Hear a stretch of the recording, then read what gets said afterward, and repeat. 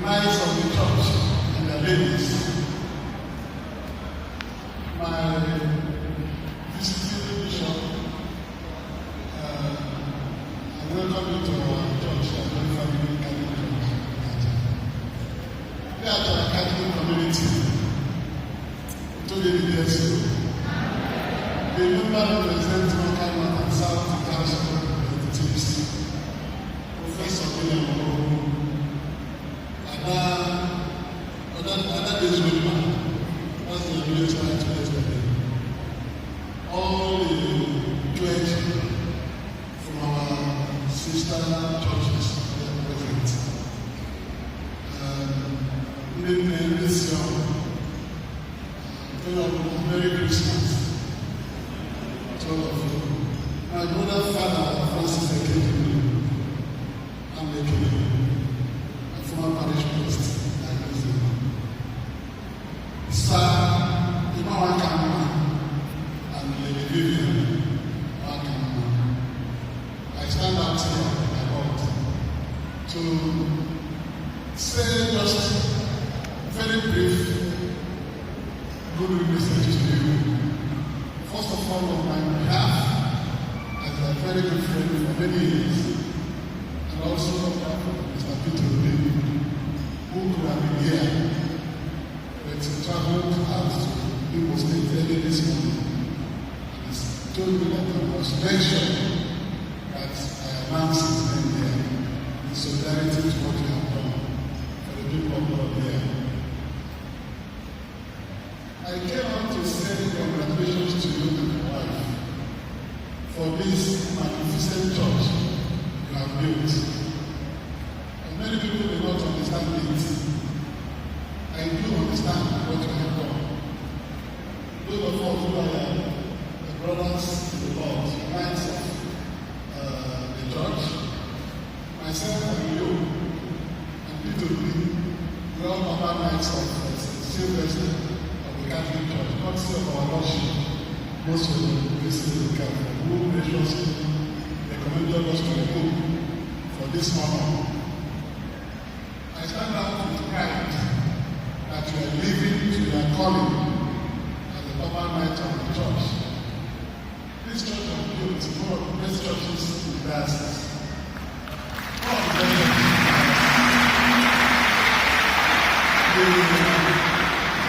The finishing is exquisite. This is the type of church you see at God. The ceiling cannot find it in many places. So you build this church like a private home. With this test, you have done it. We are very proud of you. And I want to say that God will infinite mercy. You know what you need. Nobody told you to do this. Maybe your God told you to build a house for you. And you've done it with your family in a manner that you get more. When people come here, they will know that you built this church from a generous heart. You don't manage everything. I hear the parish Grace House residents there, and other buildings to support the activities of this church. So it's a total package for the type of operation. All this distribution of best. So I want to assure you, I've done this type of thing I've done today. I've done it twice. I've been to churches. One in Nigeria, one in Cameroon. So I know the blessings that will follow you with what you have done. And I encourage everybody. So who may have money to build churches, they will not try to do so. Maybe because they don't understand the gains and lie in building the place of worship for the Lord. And now that you have done it, the blessings will also be to your children, your family, and everybody associated with you. So on behalf of myself, the Papa Knights of the church, I represent the human religion. Where is he sitting? Professor Mayelu, go behind, yes, he's one of us, and we are very proud to say we are the food soldiers of this church. And now that we have built this one, I know there are other things we continue to build for the church. Not only in our community, but also in the diocese. Keep doing it, we will not diminish. Their money will never go down. It will never. We know and understand it. Once you sow a seed in the church, God will give you many fruits in return. So, God be with you on this note. I tell you, keep it up. What you are doing, others will be able to relate it. Thank you. 2, 3. Thank you. Guy, please sit down. Come on, Good night, you need it for you, so good night, and they are lady. 1, 2, 3. Thank you. Everybody, Pastoral Council. Thank you. Everybody, Pastoral Council. Everybody, Pastoral Council.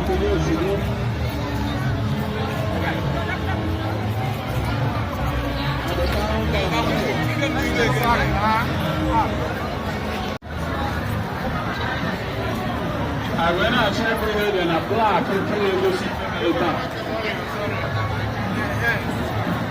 And I told you I'm going to call my man. This, I will read it as it is here.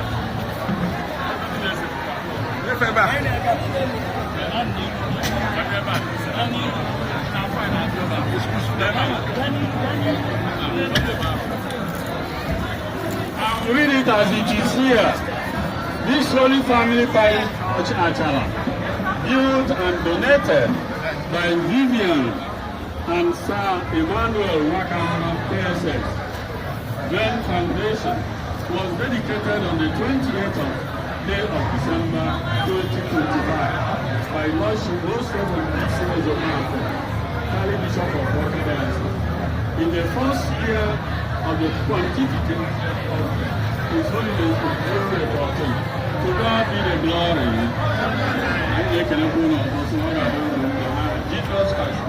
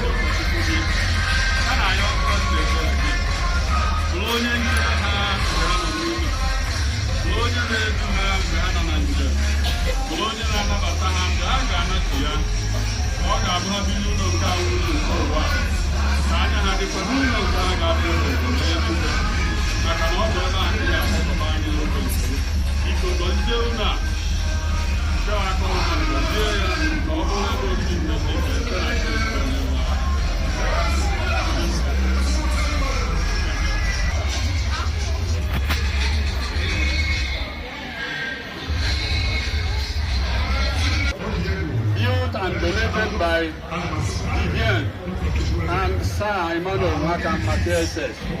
Glen Foundation was blessed on the 28th day of December 2025 by Lordship Most Reverend D.C. Cali Bishop of Walker Diocese. In the first year of the pontificate of His Holiness, Pope Leo XIV, to God be the glory. Really natural, I chose